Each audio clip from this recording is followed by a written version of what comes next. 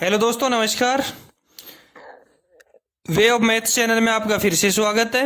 मैं हूं एम के गुजर और इस वीडियो में लेके आया हूं जोधपुर डिवीजन में उत्तर पश्चिम रेलवे के जोधपुर मंडल में 4 जून 2022 को स्टेशन मास्टर के पद पर जो चयन होने के लिए विभागीय जो पेपर लगा था उसका शेष भाग। पहला भाग मैंने इससे पिछले वीडियो में हल करवा दिया है, वो उसका लिंक भी मैंने डिस्क्रिप्शन में दे रखा है, वो आप उधर से देख लेना। और जो दूसरा भाग है, क्वेश्चन नंबर 1 से लेकर के 30 तक पिछले वीडियो में हल करवा चुका हूं। 31वें क्वेश्चन से इस वीडियो में हल करवा रहा हूं, वो आप इधर देख लें। दूसरी बात, सभी विभागीय परीक्षाओं के लिंक मैंने डिस्क्रिप्शन में दे रखे हैं, वो आप उधर से जरूर देखना न भूलें, ठीक है। चैनल पे को सब्सक्राइब करना न भूलें। अभी लाइक करें, शेयर करें और चैनल को जरूर सब्सक्राइब करें। 31वें क्वेश्चन से इस वीडियो में हल करवा रहा हूं, देखेंगे 31वां क्वेश्चन। 31वें क्वेश्चन में है 210 मीटर लंबी रेलगाड़ी 90 किलोमीटर प्रति घंटे की चाल से 290 मीटर लंबे प्लेटफार्म को पार करने में कितना समय लेगी।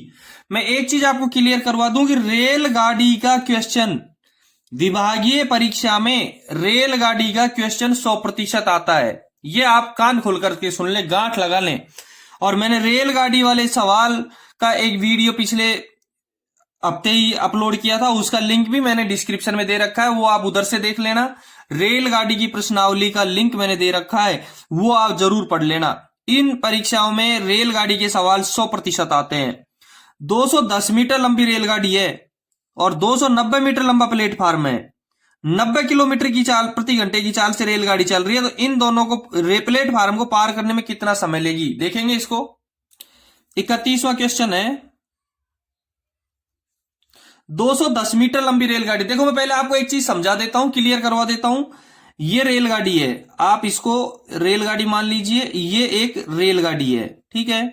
इसकी लंबाई 210 मीटर है। इसकी लंबाई कितनी है? 210 मीटर।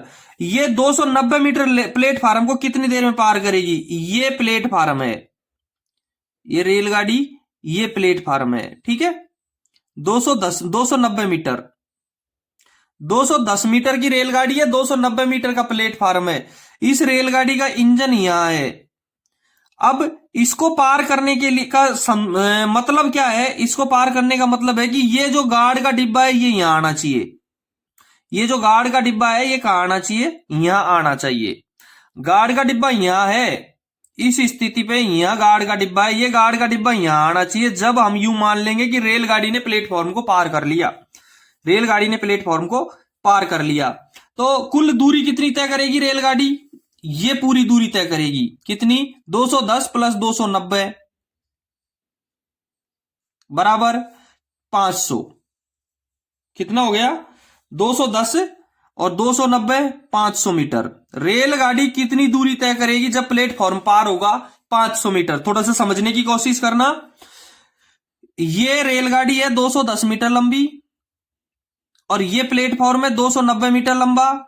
जब रेलगाड़ी का इंजन यहां है और गार्ड का डिब्बा यहां है, जब गार्ड का डिब्बा यहां से यहां प्लेटफॉर्म के इस छोर पे आ जाएगा, तो इसका मतलब हो जाएगा कि रेलगाड़ी ने प्लेटफॉर्म को पार कर लिया है। तो रेलगाड़ी प्लेटफॉर्म को पार करने के लिए, यानी गार्ड का डिब्बा यहां से यहां आएगा, तो कितनी दूरी तय करेगा? 210 प्लस 290 बराबर 500 मीटर। रेलगाड़ी की दूरी कितनी तय करेगी? रेलगाड़ी 500 मीटर। चाल क्या है? 90 किलोमीटर प्रति घंटा। दूरी 500 मीटर, चाल यानी स्पीड 90 किलोमीटर प्रति घंटा। अब हमको पता है कि समय आपका सेकंड में आ रहा है, चाल आपकी किलोमीटर प्रति घंटे में है, दूरी आपकी मीटर में है, तो इस चाल को मीटर प्रति सेकंड में आप चेंज कर सकते हो। इसको किस में बदलोगे? मीटर प्रति सेकंड में। और मैं आपको बता दूं कि किसी भी चाल को किलोमीटर प्रति घंटे से मीटर प्रति सेकंड में बदलने के लिए 5/18 से गुणा करते हैं।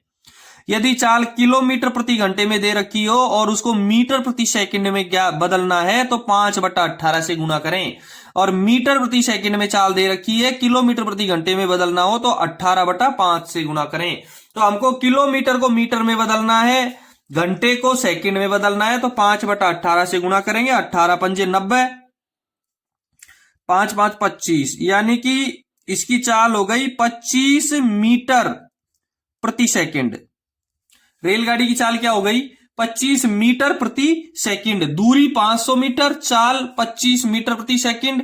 तो समय ज्ञात करना है, टाइम ज्ञात करना है।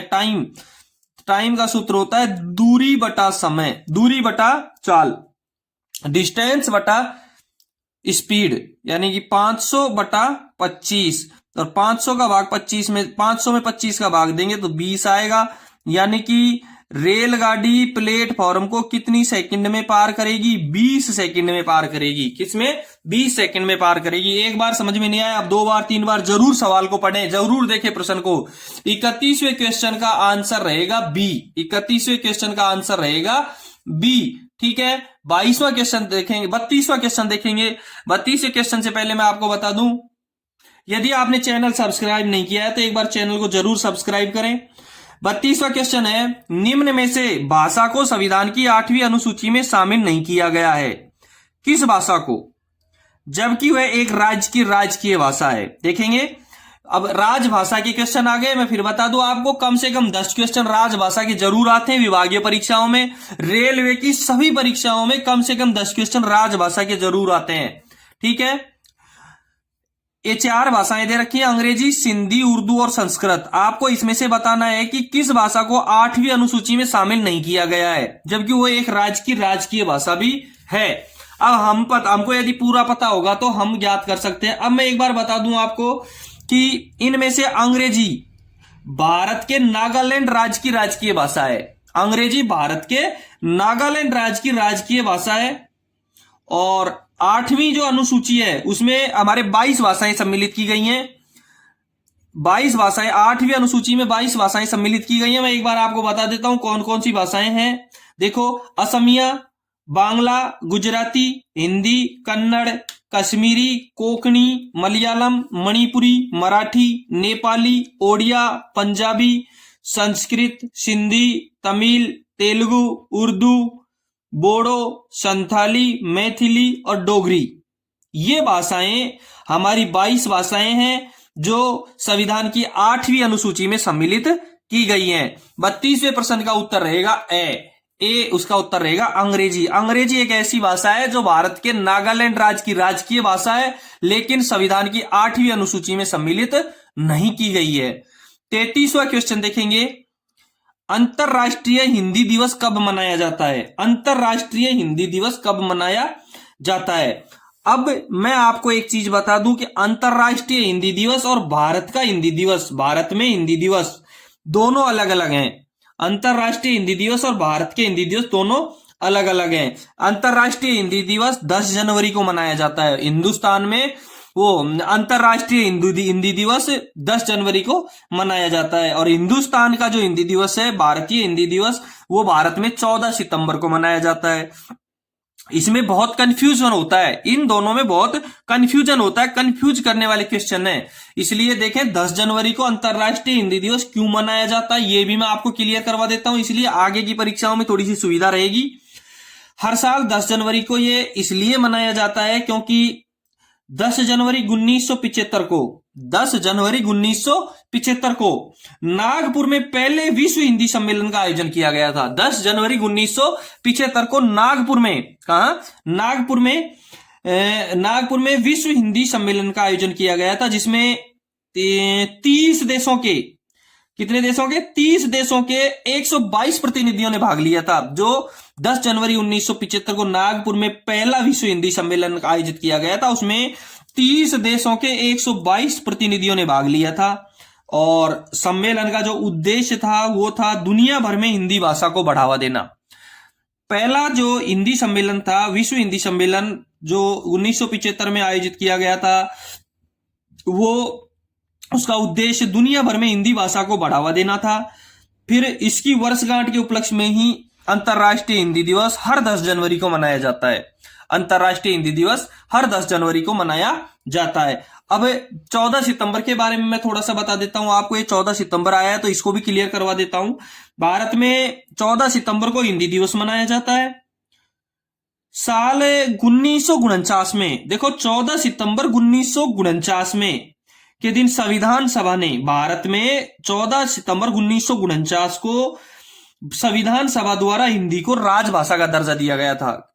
हिंदी को राजभाषा का दर्जा 14 सितंबर 1949 को दिया गया था और उसी के उपलक्ष्य में भारत में 14 सितंबर को हिंदी दिवस मनाया जाता है।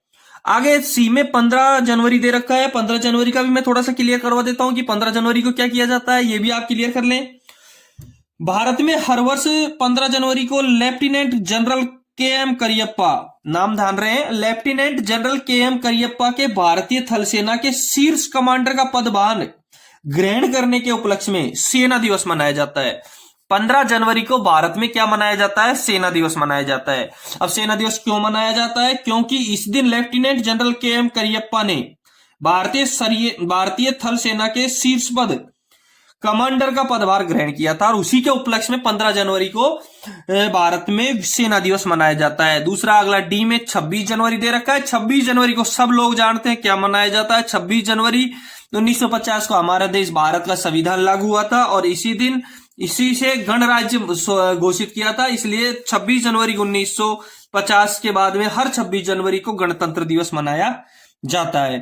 ठीक है, नेक्स्ट क्वेश्चन देखेंगे 34वां क्वेश्चन। 34वें क्वेश्चन में राजभाषा नियम के अनुसार अंडमान निकोबार द्वीप समूह किस भाषा क्षेत्र में आता है। राजभाषा नियम के अनुसार अंडमान निकोबार द्वीप समूह किस भाषा क्षेत्र में आता है।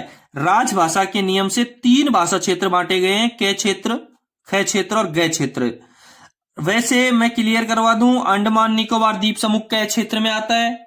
अब ये भी मैं आपको बता देता हूं कि क क्षेत्र में कौन कौन से आते हैं। क क्षेत्र में आते हैं बिहार, हरियाणा, हिमाचल प्रदेश, मध्य प्रदेश, छत्तीसगढ़, झारखंड, उत्तराखंड, राजस्थान, उत्तर प्रदेश तथा अंडमान निकोबार और दिल्ली, ये क क्षेत्र में आते हैं। तो क क्षेत्र में अंडमान निकोबार द्वीप समूह। 34वें क्वेश्चन का आंसर रहेगा ए, क क्षेत्र। दूसरा ये क्लियर करवा देता हूं कि ख क्षेत्र में कौन कौन से आते हैं, वो भी आप देख लें, सुन लें। इस ख क्षेत्र में गुजरात, महाराष्ट्र, पंजाब, चंडीगढ़, दमन और दीव और दादरा नगर हवेली, ये ख क्षेत्र में आते हैं। बाकी जो शेष रह गए वो किस में आते हैं, ग क्षेत्र में आते हैं। इसलिए 34वें का उत्तर रहेगा ए, क क्षेत्र। ठीक है, 35वां क्वेश्चन देखेंगे इसका। वीडियो को लाइक और शेयर जरूर करना। यदि चैनल पे नए हो तो एक बार चैनल को सब्सक्राइब जरूर कर लेना। ठीक है, मेरा एक दूसरा चैनल है, वो चैनल भी मैंने लिंक दे रखा है। उसमें विभागीय परीक्षाएं और केवल गणित की प्रतियोगी परीक्षाओं के लिए बनाया गया है। उस चैनल का लिंक मैंने डिस्क्रिप्शन में दे रखा है, वो आप उधर से सब्सक्राइब करना न भूलें। 35वां क्वेश्चन है, राजभाषा अधिनियम की धारा 3(3) कब से प्रवर्तित हुई। राजभाषा अधिनियम की धारा 3 का 3 कब से प्रवर्तित हुई, देखेंगे। ये 26 जनवरी 1965 से प्रवर्तित हुई है। इस अधिनियम को राजभाषा अधिनियम की धारा 3/3 है, उसको अधिनियम को राजभाषा अधिनियम 1963 भी कहा जाता है। इसको राजभाषा अधिनियम 1963 भी कहा जाता है। इसीलिए 35वें का उत्तर ए रहेगा कि राजभाषा अधिनियम की धारा 3 कब से प्रवर्तित हुई, 26 जनवरी 1965 से प्रवर्तित हुई है। 36वां क्वेश्चन देखेंगे। 36वें क्वेश्चन में दे रखा है कि संविधान के भाग 5 में, कौन से भाग में, 5वें भाग में, संविधान के भाग 5 में राजभाषा नीति संबंधी उपबंध किस अनुच्छेद में है। 5वें भाग में राजभाषा नीति संबंधित उपबंध किस अनुच्छेद में है, ये देखना है।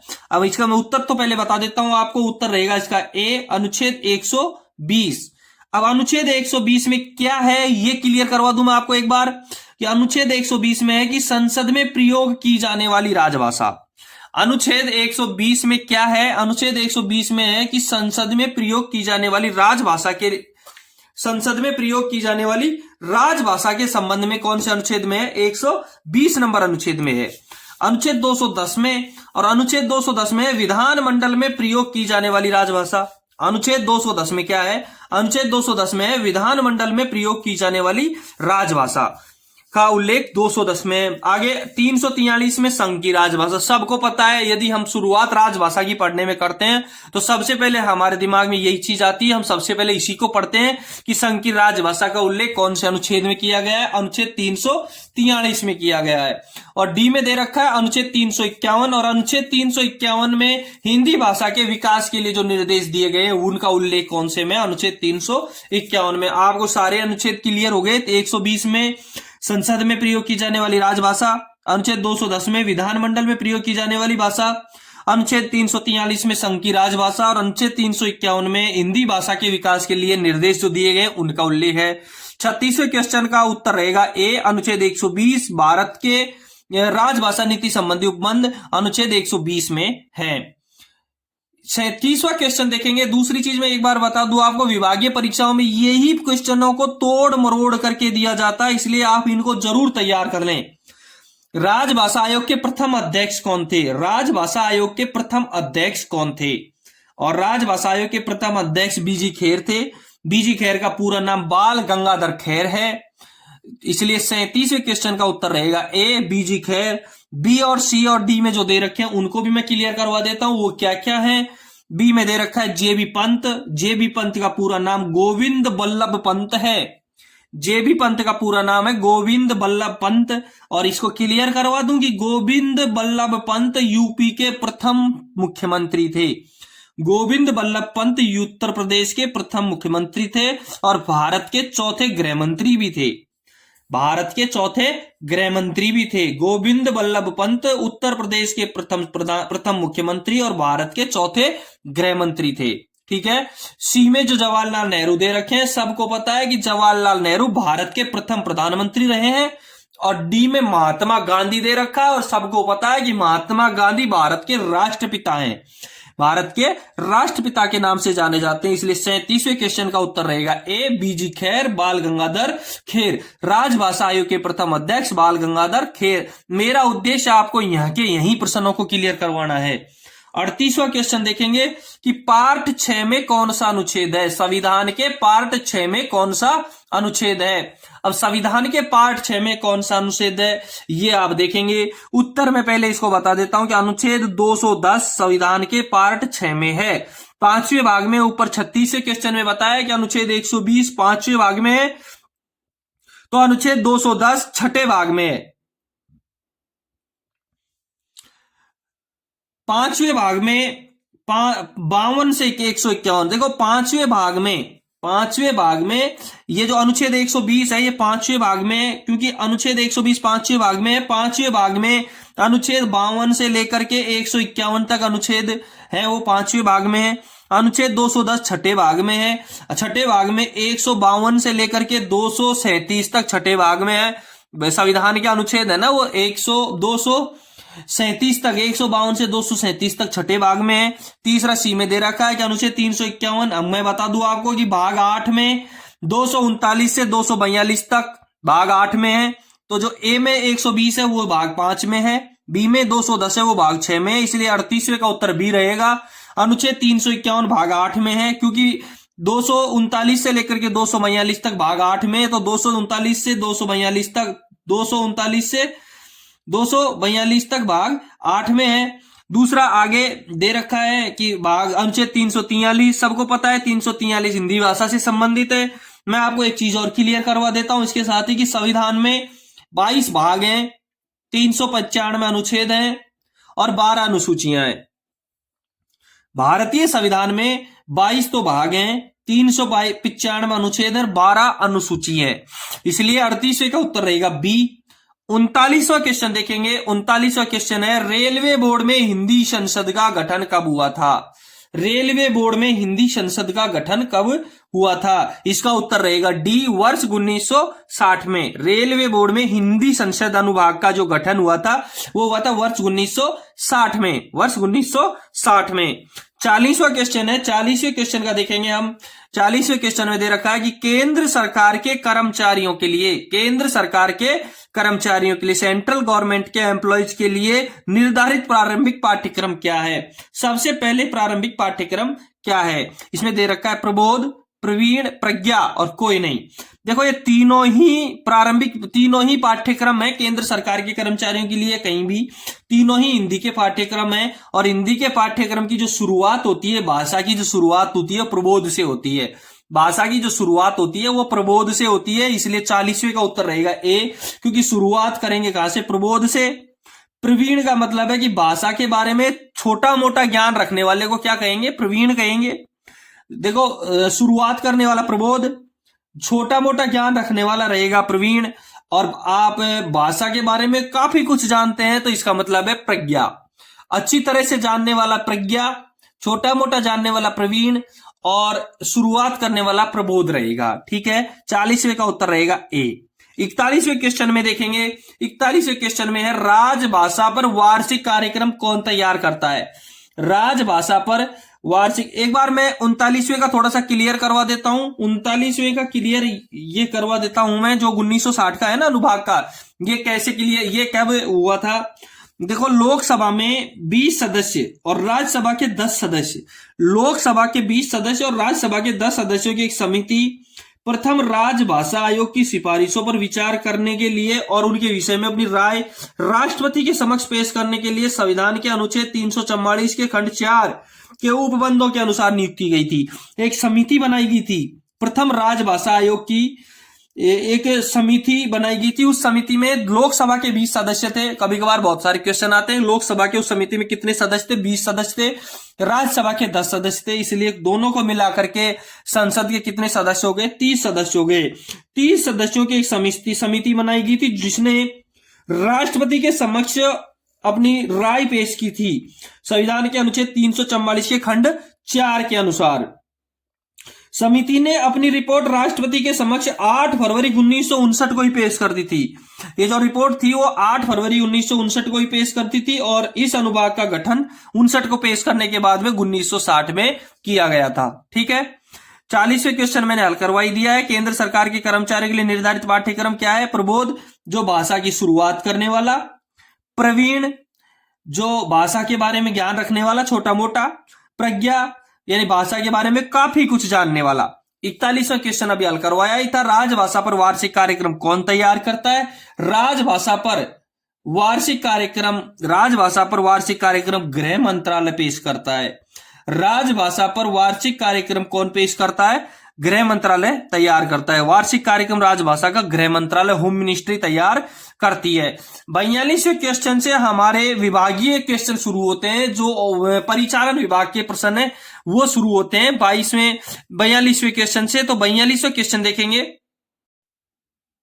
42वां क्वेश्चन है नील्स बोर टोकन उपकरण में कॉसरेट चाबी का उपयोग किस सिग्नल के लिए किया जाता है? नील्स बोर टोकन उपकरण में कॉसरेट चाबी का उपयोग किस सिग्नल के लिए किया जाता है? और इसका उत्तर रहेगा ए। इसका उत्तर रहेगा ए, वार्नर सिग्नल के लिए। नील्स बोर टोकन उपकरण का जो में है जो कॉसरेट चाबी का उपयोग है वो वार्नर सिग्नल के लिए किया जाता है। ठीक है, 43वां क्वेश्चन देखेंगे। निम्न संचार के साधनों में से किस साधन को स्टेशन मास्टर लाइन क्लियर प्राप्त करने हेतु वरीयता प्रदान करेगा? स्टेशन मास्टर निम्न में जो दे रखे हैं, block telephone, track circuit, fix telephone और ऑटोफोन, इन चारों में से किसको वरीयता प्रदान करेगा? इनके उत्तर बताने से पहले मैं आपको एक किताब का स्क्रीनशॉट बता देता हूं। देखेंगे स्क्रीन पर देखें, स्क्रीन पे साफ लिखा हुआ है संपूर्ण ब्लॉक पद्धति के अंतर्गत, अच्छी तरह देखें, संपूर्ण ब्लॉक पद्धति के अंतर्गत किन्हीं 2 ब्लॉक स्टेशनों के बीच रेलवे प्रशासन द्वारा अनुमोदित संचार के साधन उपलब्ध कराए जाते हैं। संपूर्ण ब्लॉक पद्धति के अंतर्गत किन्हीं 2 ब्लॉक स्टेशनों के बीच रेलवे प्रशासन द्वारा अनुमोदित संचार साधन उपलब्ध कराए जाते हैं, जिनके द्वारा स्टेशन मास्टर लाइन क्लियर प्राप्त करके गाड़ियों का संचालन करता है। ये संचार के साधन निम्नलिखित हैं। अब देखो कौन कौन से संचार साधन है जिनको हम वरीयता के रूप में लाइन क्लियर के लिए प्रयोग में लेते हैं। सबसे पहले है ब्लॉक उपकरण, ट्रैक सर्किट या एक्सल काउंटर। सबसे पहले लाइन क्लियर लेने के लिए सबसे पहले एक स्टेशन से दूसरे स्टेशन पे लाइन क्लियर प्राप्त करने के लिए क्या क्या यूज करेंगे? एक नंबर पे ब्लॉक उपकरण, ट्रैक सर्किट या एक्सल काउंटर। आपके इस क्वेश्चन में block telephone, track circuit, fix telephone और ऑटोफोन दे रखा है। इसमें आपको इसके अनुसार बी सही रहेगा, ट्रैक सर्किट, क्योंकि सबसे पहले हमको ब्लॉक उपकरण, ट्रैक सर्किट या एक्सेल काउंटर यूज में लेना होता है। दूसरे नंबर पर जब इनका प्रयोग नहीं करेंगे तो क्या क्या काम आएंगे? ब्लॉक उपकरण के साथ जुड़ा हुआ टेलीफोन, ब्लॉक उपकरण के साथ जो जुड़ा हुआ टेलीफोन वो नंबर 2 पर काम में लिया जाता है। 3 नंबर पे काम में लेंगे स्टेशन से स्टेशन के मध्य जुड़ा हुआ स्थायी टेलीफोन। पहला ट्रैक सर्किट, ब्लॉक उपकरण या एक्सेल काउंटर। दूसरा ब्लॉक उपकरण के साथ जुड़ा हुआ टेलीफोन। तीसरा नंबर पे स्टेशन से स्टेशन के मध्य जुड़ा हुआ स्थायी टेलीफोन, फिक्स फोन। चौथे नंबर पे स्थायी टेलीफोन जैसे रेलवे का ऑटोफोन या बीएसएनएल फोन। चौथे नंबर पे आता है रेलवे का स्थायी टेलीफोन जैसे रेलवे का ऑटोफोन या बीएसएनएल फोन। और 5वें नंबर पे आता है कंट्रोल फोन। 5वें नंबर पे क्या आता है? Control phone. 6ठे नंबर पे आता है आपका वीएचएफ सेट।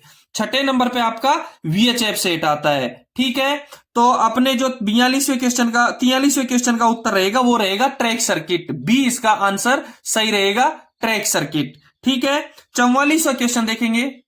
44वें क्वेश्चन में लिखा है निम्न में कौन सा यूएफएसबीआई का पार्ट नहीं है?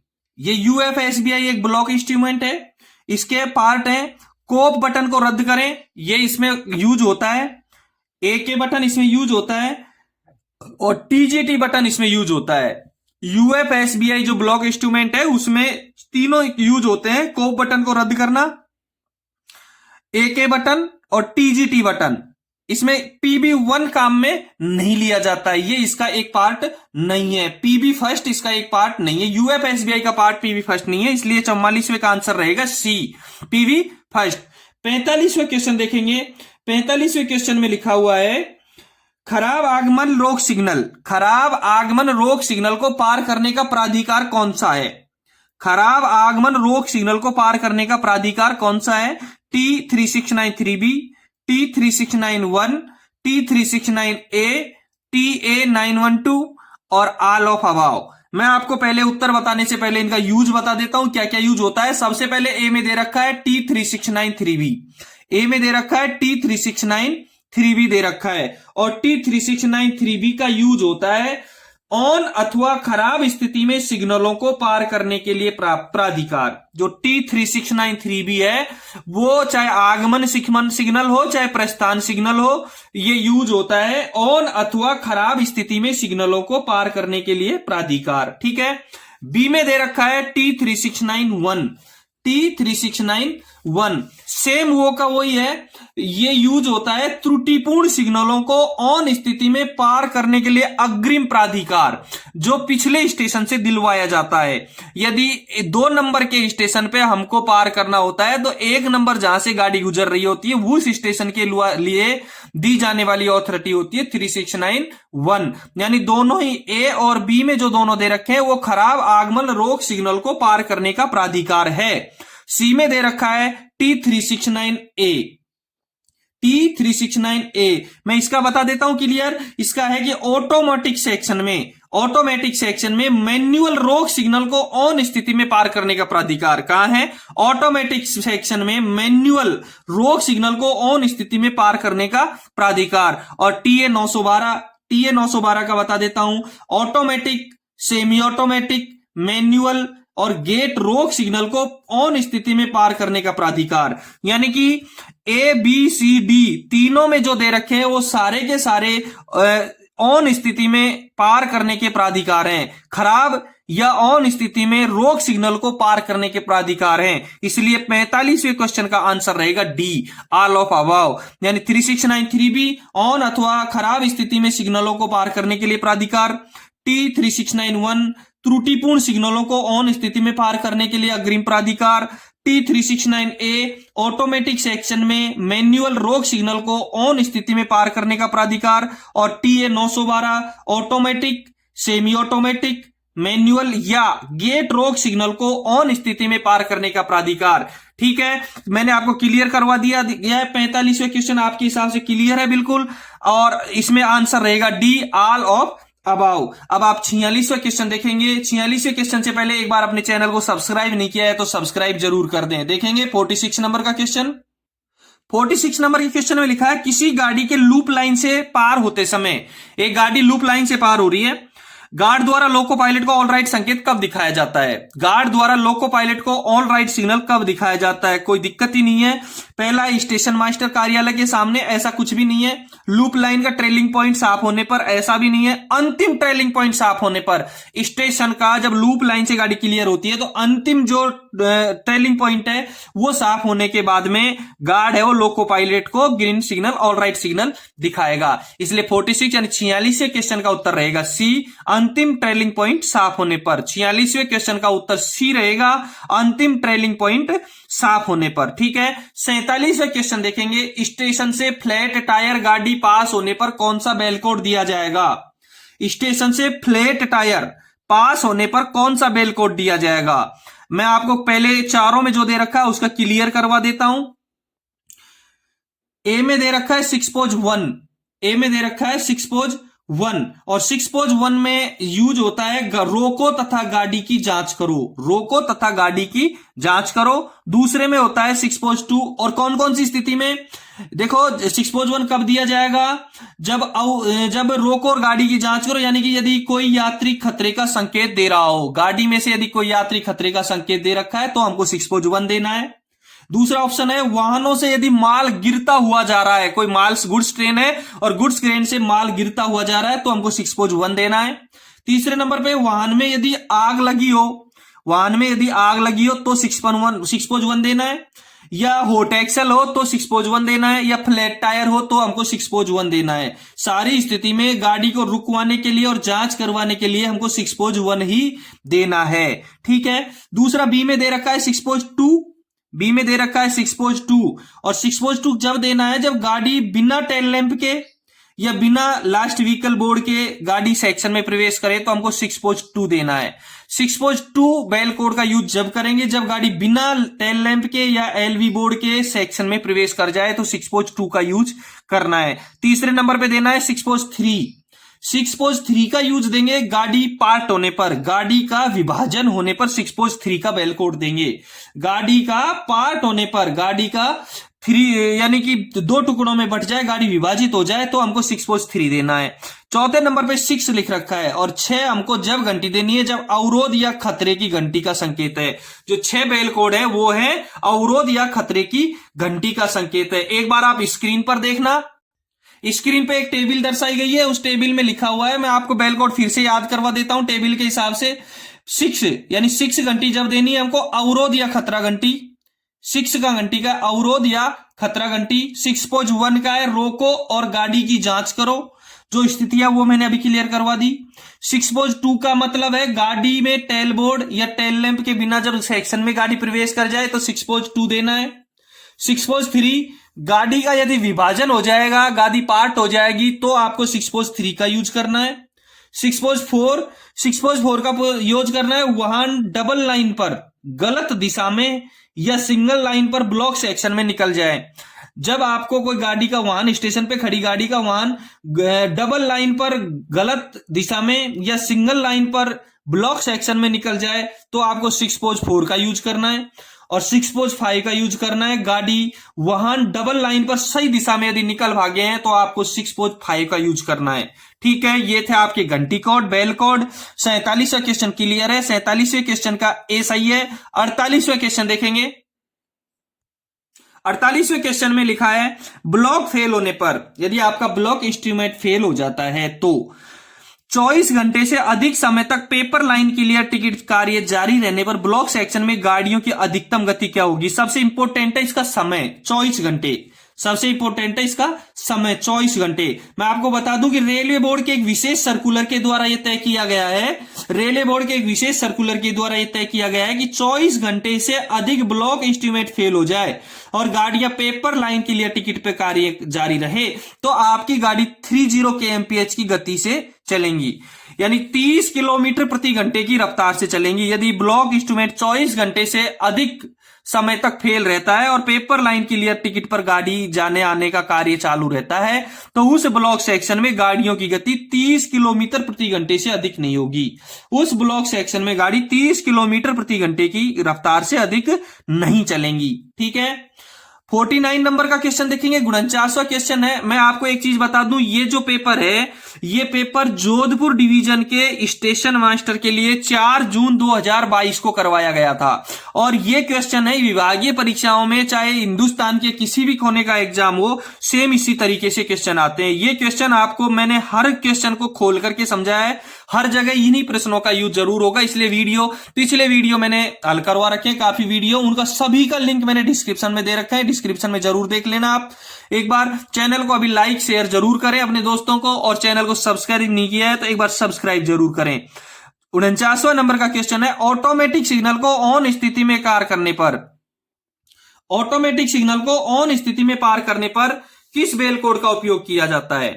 किस बेल कोड का उपयोग किया जाएगा? ऑटोमेटिक सिग्नल है, ऑन स्थिति में पार करना है, तो इसमें 1 पोज 1, 2 पोज 1, 3 पोज 3 और 3 ये बेल कोड दे रखा है। लेकिन इसमें बेल कोड आएगा 2 पोज 2 बेल कोड का प्रयोग करेंगे। इस 49वें में मेरे हिसाब से जहां तक मैंने पढ़ा है 2 पोज 2 का यूज किया जाएगा बेल कोड का, और 15 किलोमीटर की गति से उसको पार करेगा। ऑटोमेटिक सिग्नल को 2 पोज 2 का प्रयोग, बेल कोड का प्रयोग करेंगे और 15 किलोमीटर प्रति घंटे की गति से उसको पार की जाएगी। दृश्यता साफ होने पर 15 किलोमीटर प्रति घंटे की रफ्तार से गाड़ी चलेगी, और दृश्यता साफ न होने पर ऑटोमेटिक सिग्नल को ऑन स्थिति में पार करते समय दृश्यता साफ होगी तो 15 किलोमीटर प्रति घंटे की रफ्तार से, और दृश्यता साफ नहीं होगी तो 10 किलोमीटर प्रति घंटे की रफ्तार से पार करेगा। और इसकी ये गति अगले रोक सिग्नल तक रहेगी, उसकी ये गति अगले रोक सिग्नल तक रहेगी। इसलिए 49वें क्वेश्चन का उत्तर रहेगा 2 पोज 2। 49वें क्वेश्चन का उत्तर रहेगा 2 पोज 2। ठीक है। 50वां क्वेश्चन देखेंगे, विशेष अनुदेश किसके द्वारा जारी किए जाते हैं? विशेष अनुदेश किसके द्वारा जारी किए जाते हैं?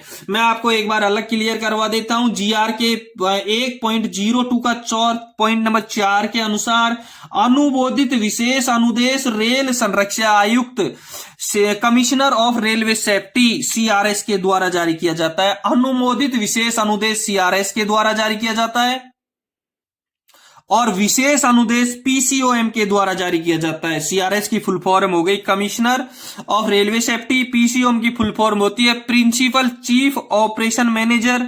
CSO और GM, CSO की फुल फॉर्म होती है चीफ सेफ्टी ऑफिसर, और GM को सब जानते हैं जनरल मैनेजर। यानी विशेष अनुदेश PCOM के द्वारा जारी किए जाते हैं, और अनुमोदित विशेष अनुदेश CRS के द्वारा जारी किए जाते हैं। विशेष अनुदेश PCOM के द्वारा और अनुमोदित विशेष अनुदेश CRS के द्वारा जारी किए जाते हैं। ठीक है। 50वें क्वेश्चन का उत्तर बी हो गया। 51वां क्वेश्चन देखेंगे, मोटर ट्रॉली की पॉइंट एम क्रॉसिंग पर अधिकतम गति क्या होगी? मोटर ट्रॉली, जब मोटर ट्रॉली चलाई जाएगी तो उसकी पॉइंट और क्रॉसिंग पर अधिकतम गति क्या होगी? और मोटर ट्रॉली की अधिकतम गति होती है 15 किलोमीटर प्रति घंटे की रफ्तार से। मोटर ट्रॉली पॉइंटों पर और क्रॉसिंग पर 15 किलोमीटर प्रति घंटे की रफ्तार से अधिक नहीं चलेगी। ठीक है। 52वां क्वेश्चन देखेंगे, TTM ऑपरेटर मेडिकल की किस श्रेणी में फिट होना चाहिए? TTM मैं पहले आपको बता देता हूं TTM की फुल फॉर्म क्या होती है। TTM की फुल फॉर्म होती है टाई टैंपिंग मशीन। TTM की फुल फॉर्म होती है टाई टैंपिंग मशीन। ये लाइन की मरम्मत, इंजीनियरिंग विभाग में लाइन की मरम्मत के लिए काम में ली जाती है। मैं इसके बारे में थोड़ी सी आपको इंपॉर्टेंट बातें बता देता हूं। TTM के कई क्वेश्चन आते रहते हैं हमेशा, अपने जो ऑपरेटिंग में जो पेपर होते हैं उसमें TTM के कई क्वेश्चन आते रहते हैं। पहले मैं आपको बता देता हूं TTM ऑपरेटर की जो मेडिकल की श्रेणी है वो A3 की रहती है।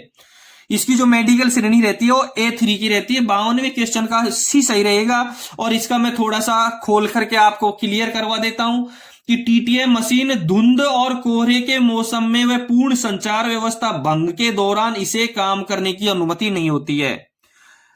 TTM मशीन की जो अनुमति, जो काम करने की अनुमति, वो धुंध और कोहरे के मौसम में या पूर्ण संचार व्यवस्था के भंग के दौरान इसे काम करने की अनुमति नहीं होती है। TTM पर 8 से अधिक व्यक्ति कार्य पर नहीं होते हैं। एक मशीन पर 8 से ज्यादा व्यक्तियों को नहीं चलाया जा सकता है। से कम ज्यादा से ज्यादा 8 व्यक्ति ही कार्य पर जा सकते हैं TTM मशीन में। ठीक है। तीसरी इसकी इंपॉर्टेंट बात है कि इसकी सक्षमता का जो प्रमाण पत्र है वो DRM वर्क्स के द्वारा दिया जाता है, मंडल रेल प्रबंधक कार्य के द्वारा जारी किया जाता है, और इसकी वैधता 1 वर्ष की होती है। टीटीएम के जो सक्षमता प्रमाण पत्र है उसकी वैधता केवल 1 वर्ष की होती है, जिसे डीआरएम वर्क के द्वारा जारी किया जाता है। और अगला जो इंपॉर्टेंट बात मैं बताने जा रहा हूं वो है कि इसमें न ही ब्रेक वाहन होता है, टीटीएम में कोई ब्रेक वाहन नहीं होता है, और न ही इसमें किसी गार्ड की आवश्यकता होती है। टीटीएम मशीन जो होती है उसमें न ही ब्रेक वैन की आवश्यकता होती है और न ही किसी गार्ड की आवश्यकता होती है। और सबसे जो इंपॉर्टेंट बात है इसकी वर्क की, कार्य करने की, वो है कि 2 टीटीएम के बीच दूरी कम से कम 120 मीटर की होगी और इसकी अधिकतम गति ब्लॉक सेक्शन में 40 किलोमीटर की और क्रॉस ओवर पर 10 किलोमीटर प्रति घंटे की होगी। टीटीएम मशीन की अधिकतम गति ब्लॉक सेक्शन में 40 किलोमीटर प्रति घंटे की होगी और क्रॉस ओवर पर 10 किलोमीटर प्रति घंटे की होगी।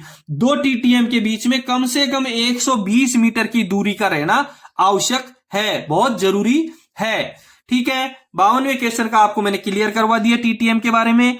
और टीटीएम के जो मेडिकल की श्रेणी होगी ऑपरेटर की वो होगी A3, यानी 52वें क्वेश्चन में C सही रहेगा। 53वें क्वेश्चन देखेंगे, भारतीय रेल अधिनियम 1989 से क्या अभिप्राय है? भारतीय रेल अधिनियम 1989 से क्या अभिप्राय है? और इससे अभिप्राय है G&SR का 1.02 का पहले पैरे में लिखा है कि भारतीय रेल अधिनियम 1989 का 24वां है। G&SR के 1.02 का पैरा नंबर 1 में क्लियर लिखा है कि भारतीय रेल अधिनियम 1989 का 24वां है। ठीक है, इसलिए 53वें क्वेश्चन का आंसर रहेगा A। 54वां क्वेश्चन देखेंगे, डबल लाइन पर टीटीएम गलत लाइन पर कार्य करके आगे जाने पर स्टेशन मास्टर करेगा। डबल लाइन पर टीटीएम गलत लाइन पर कार्य करके आगे जाने पर स्टेशन मास्टर करेगा। डबल लाइन है और टीटीएम गलत लाइन पर काम कर रही है और सेक्शन को, ब्लॉक सेक्शन अगले स्टेशन पे क्लियर कर रही है। इस क्वेश्चन को पहले समझ लो।